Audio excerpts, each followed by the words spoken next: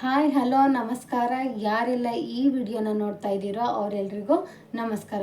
ನಾನಿವತ್ತು ಈ ವಿಡಿಯೋದಲ್ಲಿ ಒಂದು ಕಥೆಯನ್ನು ಹೇಳ್ತೀನಿ. ಅದರಲ್ಲೂ ಈ ಜೀವನದ ಗುರಿ ಏನು ಅನ್ನೋದನ್ನು ನಾನು ಈ ವಿಡಿಯೋದಲ್ಲಿ ಹೇಳ್ತೀನಿ. ಈಗ ಒಬ್ಬ ಹುಡುಗ ಇರ್ತಾನೆ. ಆ ಹುಡುಗ ಅವರ ತಾಯಿ ಹತ್ರ ಕೇಳ್ತಾನೆ, ಅಮ್ಮ ನಿಜವಾಗ್ಲೂ ಜೀವನ ಅಂದರೆ ಏನು, ಎಲ್ಲರ ಜೀವನದ ಗುರಿ ಏನಮ್ಮ ಅಂತ ಕೇಳ್ತಾನೆ. ಆಗ ಆ ಹುಡುಗನ ತಾಯಿ ಹೇಳ್ತಾಳೆ, ಖುಷಿಯಾಗಿರೋದು, ನೆಮ್ಮದಿಯಿಂದ ಮತ್ತು ಸಂತೋಷವಾಗಿರೋದೇ ನಿಜವಾದ ಜೀವನದ ಗುರಿ ಅಂತೇಳಿ ತಾಯಿ ಹೇಳಿರ್ತಾಳೆ. ಆ ತಾಯಿ ಹೇಳ್ದಂಥ ಮಾತು ಈ ಹುಡುಗನ ತಲೆಯಲ್ಲಿ ಹಾಗೆ ಉಳ್ಕೊಂಡ್ಬಿಟ್ಟಿರುತ್ತೆ. ಈಗ ದಿನ ಶಾಲೆಗೆ ಹೋಗ್ತಾ ಇರ್ತಾನೆ.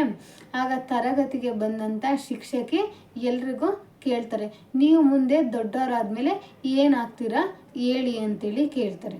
ಆಗ ಅಲ್ಲಿದ್ದಂಥ ಎಲ್ಲ ವಿದ್ಯಾರ್ಥಿಗಳು ಎದ್ಬಿಟ್ಟು ಒಬ್ಬರು ಡಾಕ್ಟ್ರ್ ಆಗಬೇಕು, ಲಾಯರ್ ಆಗಬೇಕು, ಪೊಲೀಸ್ ಆಗಬೇಕು, ನಾನು ಸ್ಪೋರ್ಟ್ಸ್ ಮ್ಯಾನ್ ಆಗಬೇಕು, ಸಿಂಗರ್ ಆಗಬೇಕು, ಡ್ಯಾನ್ಸರ್ ಆಗಬೇಕು, ಹೀಗೆ ಅವರವರ ಆಸೆಗಳು ಏನೇನಿದಾವೋ ಅವೆಲ್ಲವನ್ನು ಹೇಳ್ತಾ ಹೋಗ್ತಾರೆ. ಆಗ ಈ ಹುಡುಗನ ಸರದಿ ಬರುತ್ತೆ.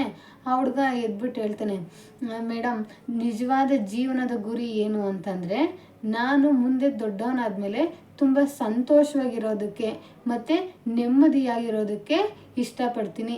ಇದೇ ನನ್ನ ಜೀವನದ ಗುರಿ ಅಂತೇಳಿ ಹೇಳ್ತಾನೆ. ಆಗ ಶಿಕ್ಷಕಿ ಹೇಳ್ತಾರೆ, ಇಲ್ಲ ಮಗು, ಇದು ತಪ್ಪು.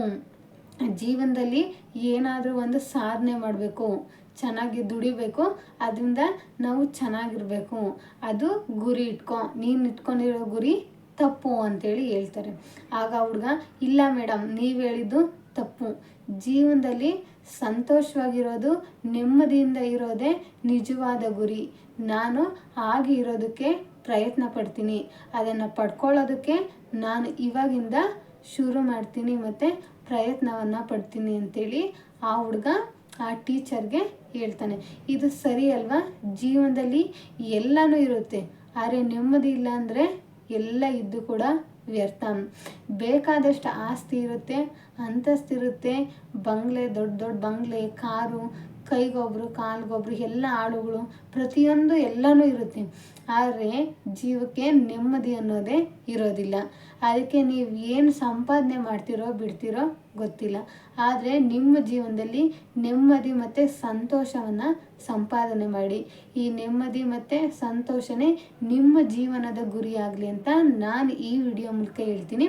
ಈ ವಿಡಿಯೋ ನಿಮ್ಮೆಲ್ರಿಗೂ ಇಷ್ಟ ಆಗಿದೆ ಅಂತ ಅನ್ಕೋತೀನಿ. ಎಲ್ರಿಗೂ ಧನ್ಯವಾದಗಳು. ಜೈ ಹಿಂದ್, ಜೈ ಕರ್ನಾಟಕ ಮಾತೆ.